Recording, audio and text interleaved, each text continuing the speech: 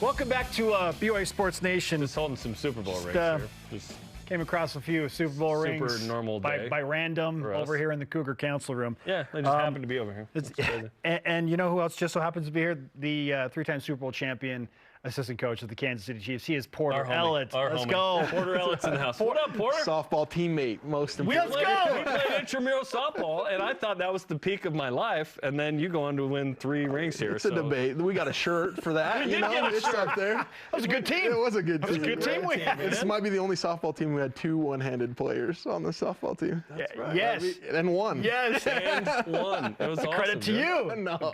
He's a great athlete. These are incredible, by the way. Thanks for bringing these in. Yeah. Super cool. How do these compare to that intramural T-shirt? Well, you know, they're on the same mantle. These sit on top of the shirt. It's all winning at what level you're at. Yeah. It's all about the journey. Absolutely. If you haven't seen the deep blue on Porter, you got to check it out. But what Andy Reid calls you his left-hand man? Yes. Is that what he said? Yeah, left-hand man. So he used to be the. Here we go. Check this out. A lot of sparkle here. I don't see we haven't seen this amount of sparkle in here since that one sequin shirt you wore that one time, Spence. You love Back that in the shirt. day. You love that shirt. I thought I made that up, but apparently you actually came in. You've evolved from not just like executive assistant to actually like coach. You're on the staff. What's that been like? And obviously with the Chiefs, you guys have been unbelievable. Yeah, it's been awesome. I mean, the journey with Coach Reid and then the trust he puts in me, you know, to be able to do that is pretty special, I think. So I just try to work every day to make him right. You know, if he's going to trust me to coach running backs, try to make it right. You move me to special teams, so try to make him right. But you just got to love Coach Reid, you know, everything he stands for, who he is, and then just being a part of such a great team, great players, great people. Let's walk through your timeline with Coach Reid because you were his, and again, this is where the oft-used moniker left-hand man comes from because you were his high-level personal assistant. And then you mentioned the 2 different groups you've coached, special teams and running backs. So how are your responsibilities shifting? Are they the same going into next year, or is there going to be something different? And walk us through that timeline once again. Yeah, so I got hired as Coach Reid's executive assistant, so 3 years.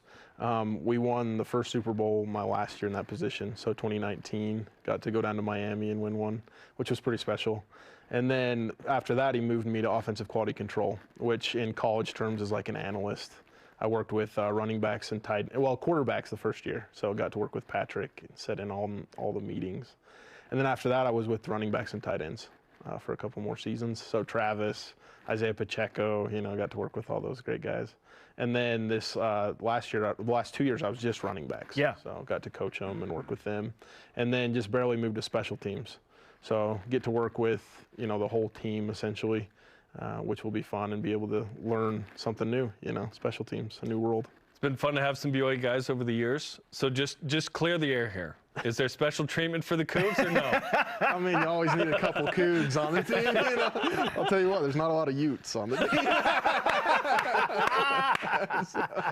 I love that so much. It's been fun to see, obviously, you know, Dirty Dan, Daniel Sorensen, and Matt Bushman, and Kingsley Suamatia now, and yourself on the staff. Zane Anderson. Zane, of course. The Zane train was in there. There have been some cool moments, too, where you guys had some really special, like, sacrament meetings on Super Bowl mornings. Yes. Which is pretty cool. Yeah, Not everyone in the NFL sort of understands what that's about. Yeah. Right? So, and there's a lot of people that are there for the Super Bowl. So, I mean, the congregation was like 100 people. Oh, that many. Family, friends, everybody in town. Yeah. So they traveled. And then the one we actually named my son.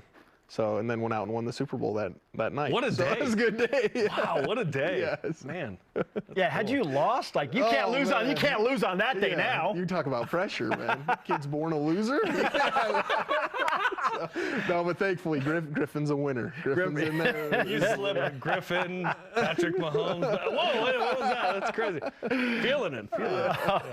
Porter Ellett, Kansas City Chiefs assistant coach, now working with the special teams, is with us on BYU Sports Nation.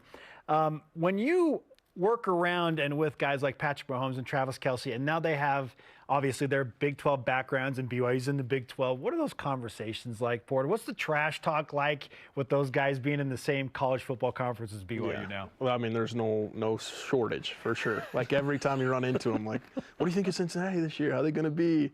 And we try to slow play it till the day of the game, and then it's like, all right, no, it's all in. We're beating you, you're beating us. So it's a lot of fun. I mean, and then you work out little hey, you know, you got to wear a BYU shirt if we lose, or you got to wear a jersey. Travis did on the podcast. Yeah, he lived up to his side of the deal, which was awesome. Very cool. So, and they even said, I mean, they got his name on the back, everything. Chad Lewis helped out with that. Yeah. So, and he was like, I don't know how they did that, but it was awesome. So, yeah, no, there's plenty of trash talk, and I love that about the Big 12. I love the conference we're in. A lot of good teams, a lot of good players, and then a lot of pro players that come out of there. So you can continue to, hey, you know, we got you this week. What's up? Still some conversation, which is great. Tell us about the culture there, because it feels like it's really good. It's really positive, good vibes. And obviously that helps, you know, winning breeds that, and that helps breed winning too. Yes, and I think obviously Coach Reid at the top, but the spirit that he brings into everything, as far as it's football focused, it's winning focused, and guys can come in and trust that we're going to talk football, right? Like we're going to ignore everything outside that maybe is a lot of noise, a lot of distractions going on, which can happen. But we're going to play football, and we're going to let the best guys do what they do best, and we're going to trust them. And Coach loves his players. We all love our players. And when you walk into an environment like that, where you feel loved and you feel important, it's hard not to have a good time, you know. I loved his response when someone asked him his favorite trilogy or whatever, Yeah. and he said the Book of Mormon, the Doctrine and Covenants, the Promulgate Prayer. Like, that was a great answer. Yes, and and like it's off the genuine. cuff, Yeah, right? It's and genuine. The very next day we talked about it, and he was like, "Did you hear my answer?" I was like, "Yeah, I thought it was awesome." And he was like, "I mean, I don't do a lot of trilogies, so that was the first one that came to mind." I love that that was on his mind. Yeah, and that he's not afraid to say it. Right? which is Because awesome. he doesn't realize it, or, well, actually, he probably does. He's one of the greatest ambassadors for the church that exists in terms of popularity and a vehicle to talk about it, which is special, and he does a great job. Yeah. What's NFL draft week like for you? Because it approaches now quickly here as we push later into the spring. So what's your role, and how are you involved in that? And just what are the emotions of that week like for you and the Chiefs? Yeah, it's awesome. I mean, it's one of those things, the NFL, you never get tired of what you're doing. Because every year there's new guys, new players, new people that come in. So it's like a new beginning. You know, you have all these new guys. It's awesome to be a part of. But then it's a lot of work. I mean, we watch film on, Brett Veach does a great job of at least making the coaches feel like they matter, you know. So we watch the tape, we evaluate these guys, and even me, he'll walk into my office and ask, you know, what about this guy? What do you think? And, you know, you feel like you're important. And then draft night comes, and you never know. People are always like, who are you going to draft? Who do you think? It all depends on what every other team does. Yes. Like, I have no idea. I could tell you, you know, at this position we could use a guy, or this position we could use a guy. But, like, it all depends on what happens in front of us. There are like 17 contingencies. Yes, and you rank guys and you hope for the best, and then hopefully you get a bunch of good players in, and then the things that we do obviously help. Coach Reid brings in guys with good personalities, and then you try to just make the most of it. And you never have like a high draft pick, because you guys are always so good. It's always at the end of the first. So it's like, who's around? What do we need? Kingsley Suamataia got drafted. He's been with the Chiefs. What's the journey been like for him after year one? Yeah, I think, you know, he's learning, he's growing, as all rookies do. He's going to be a good player in the NFL. He's going to do a good job for us, and he's had the right attitude. He's worked hard. It's a humbling experience, the NFL, coaches and players included. Like, it's the best in the world at every position, every coaching position, and that's hard. It's hard to go in and just jump in and think like, oh, I got this, especially at tackle. You know, That's a tough one. so yeah, That's so a tough We're one. going to need you to protect Patrick Mahomes. No big deal. no big His deal. blind buddy. side. And these DNs are, you know, they're just the greatest that have ever done it. So he does a great job, and he's going to be a great player for us. And I love his attitude. I love that, you know, he came out and he's going to fight. And Had he's a gonna tough do rookie the- season, yep. Yes. But he's in it, which I is also exciting. love that he married an athlete as Yep. well, a basketball Yes. player. So it's fun to. Not me. We'll be recruiting those kids Yeah. down the road, right? Exactly. No Athletic. question. Porter Ellett is on BYU Sports Nation.